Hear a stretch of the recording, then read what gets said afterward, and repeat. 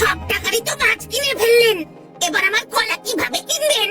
কলা কলা আর কলা, উফ কি জ্বালা। ও মালিক, 2 টাকা আছে তো, ওটা দিয়ে একটা কলা কিনে দিন। ও মালিক, মালিক, মালিক, ও মালিক। আচ্ছা আচ্ছা ঠিক আছে, দেখছি দাঁড়া।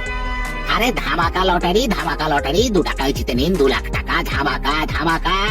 আরে সাবাস, 2 টাকায় 2 লাখ টাকা। আমাকে তো কিনতেই হবে।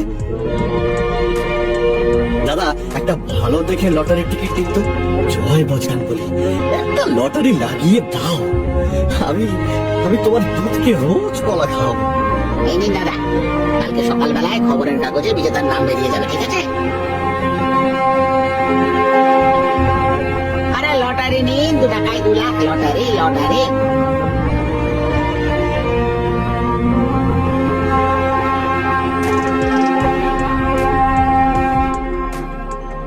পরের দিন সকালে খবরের কাগজে দেখতে পায় যে অমল 2 লাখ টাকার বিজেতা হয়েছে।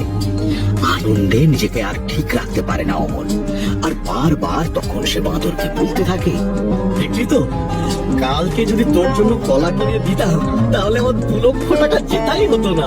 আচ্ছা মালিক, এবার আপনি আমাকে খাবেন তো ভালো মন্দ? কলা ফল খাবেন তো? দেখো, ওই বাঁদরের ফল পরে হবে, আগে আমাকে একটা সুন্দর মুক্তোর মালা গড়িয়ে দিতে হবে।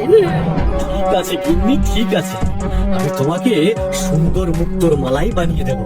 আর এই যে শয়তান বাঁদর, তোর সারাদিনে তো খাই কিসের রে? হ্যাঁ, এই নে, আরে খা, কালকের এই শুকনো রুটিগুলো খেয়ে নে।